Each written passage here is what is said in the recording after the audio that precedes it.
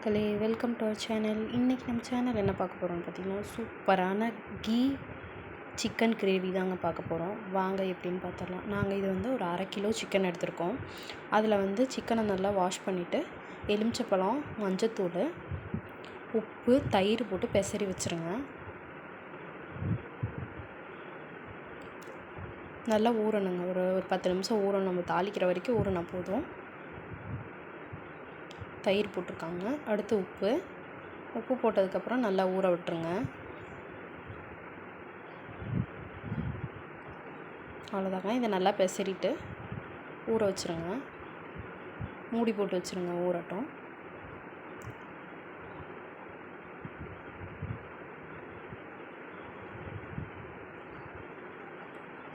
தயிர் கொஞ்சம் போட்டோம்னா அதில் நல்லா சாஃப்ட்னஸ் கிடைக்கும், அதனால் தயிர் போடுறோங்க. நல்லா ஊறட்டுங்க.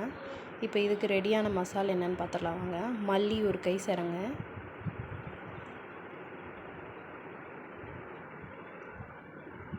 சீரகம் கொஞ்சம்,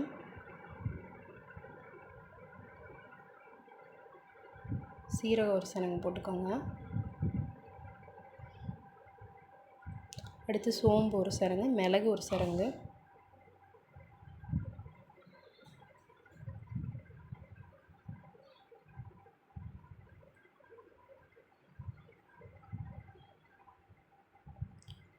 அடுத்து கடலைப்பருப்பு கொஞ்சம், கருவேப்பிலை போடுறாங்க பாருங்கள். கடலைப்பருப்பு கொஞ்சம், கருவேப்பிலை கொஞ்சமாக போட்டு நல்லா வறுத்துக்கணும்.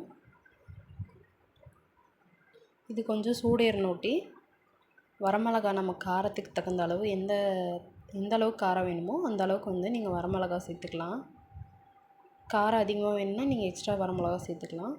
இல்லை கம்மியாக வேணும்னா உங்களுக்கு தேவையான அளவுக்கு நீங்கள் வரமிளகா சேர்த்துக்கலாம். கம்மியாக வேணும் அப்படின்னா நீங்கள் கம்மியாக சேர்த்துக்கோங்க. வரமிளகாய் போட்டு நல்லா வறுத்து எடுத்துக்கணும். பொன்னிறமாக வரும் பாருங்கள், அந்த டைமில் வந்து வறுத்து எடுத்துக்கோங்க. அதுக்கடுத்து இதை ஆறுனோட்டி மிக்ஸி ஜாரில் பவுட்ரு பண்ணிக்கணும்.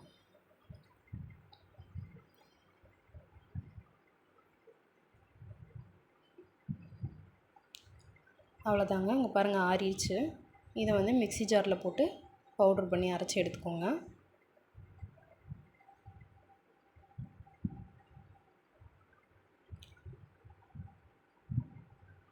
பாருங்கள், இந்த மாதிரி பவுட்ரு பண்ணி எடுத்துக்கோங்க. இந்த அளவுக்கு பவுட்ரு பண்ணி எடுத்துக்கிட்டாங்க போதும். எடுத்து வச்சுக்கோங்க பக்கத்தில். அடுத்து ஒரு வெங்காயம் நறுக்கிக்கோங்க. இந்த கிரேவிக்கு வந்து என்ன ஸ்பெஷல்னால், நம்ம வந்து தக்காளி சேர்க்க மாட்டோம். ஒன்லி வெங்காயம் மட்டும்தான். வெங்காயமும் கருவேப்பிலை மட்டும்தான் நம்ம போட்டு தாளிப்போம். அதனால் ஒரு பெரிய வெங்காயம் ஒன்று எடுத்து நறுக்கி வச்சுக்கோங்க.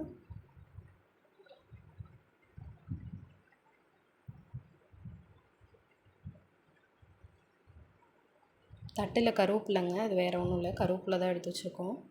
அடுத்து நெய், நாங்கள் அது வீட்டிலையே காய்ச்சின நெய்யுங்க. நெய் வந்து ஒரு 3 ஸ்பூன் எடுத்திருக்கோம். நல்லா பெரிய ஸ்பூனில் ஒரு 3 ஸ்பூன் எடுத்திருக்கோம். நெய் காஞ்சதுக்கப்புறம் இந்த வெங்காயம் கருவேப்பிலை போட்டு நல்லா வதக்கிக்கோங்க, பொன்னிறமாக வதக்கிக்கோங்க. இதுலேயே இஞ்சி பூண்டு பேஸ்ட்டு கொஞ்சம் போட்டுக்கோங்க.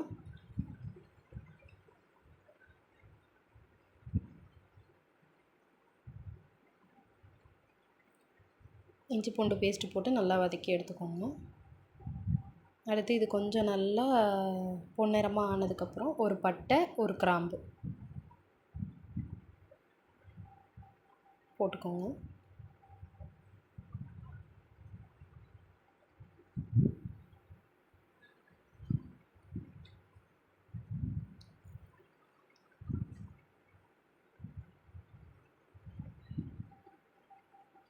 நல்லா ஒரு பொன்னிறமாக வெங்காயம் வந்ததுக்கப்புறம் கொஞ்சம் நல்லா வறுக்கணும். பொன்னிறமாக வந்ததுக்கப்புறம் நம்ம அந்த ஊற வச்ச சிக்கன் இருக்கு இல்லைங்களா, அதை வந்து எடுத்து இதில் கொட்டணும்.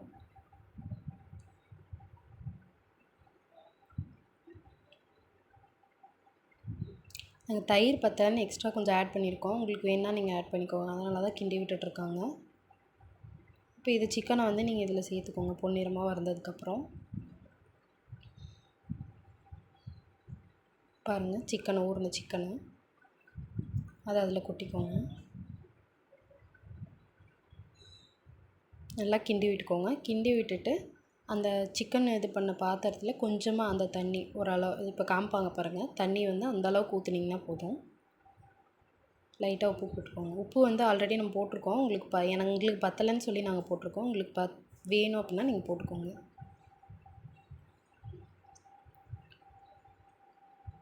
பாருங்கள், தண்ணி இந்த அளவுக்கு வந்து கொஞ்சமாக சேர்த்து ஊற்றிக்கோங்க.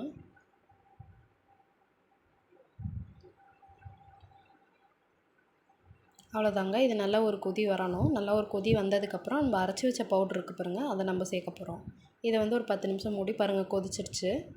கொதிஞ்சதுக்கப்புறம் இந்த பவுட்ரு நம்ம அரைச்சி வச்சதை கொட்ட போகிறோம். இந்த பவுட்ரு ஃபுல்லாக கொட்டிக்கோங்க. இது வந்து 1/2 கிலோ சிக்கனுக்கு நாங்கள் போட்ட இதுங்க.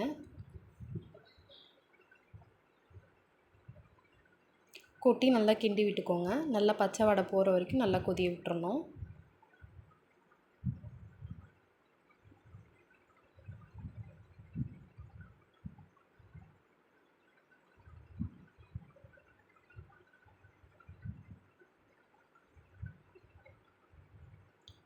அவ்வளோதாங்க. இதை நல்லா கிண்டி விட்டுட்டு நல்லா கொதிய விடுங்க.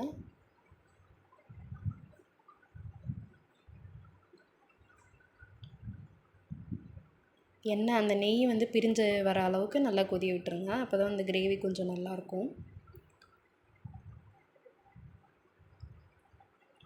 இது வந்து ஒரு சூப்பரான அருமையான டிஷ்ஷுங்க. வீட்டில் நீங்கள் ட்ரை பண்ணி பாருங்கள்.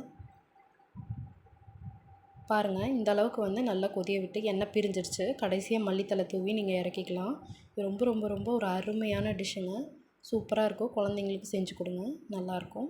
ஹெல்த்தியான டிஷ்ஷு தான் இது. இது வந்து இட்லி, தோசை, சப்பாத்தி, சாப்பாடு எல்லாத்துக்குமே வந்து நம்ம இதை தொட்டுக்கலாம். எங்கள் வீட்டில் அன்றைக்கி இட்லி பண்ணியிருந்தாங்க. அதுக்கு வந்து நாங்கள் இது செஞ்சுருந்தோம். டேஸ்ட்டு சூப்பராக அல்டிமேட்டாக இருந்துச்சு.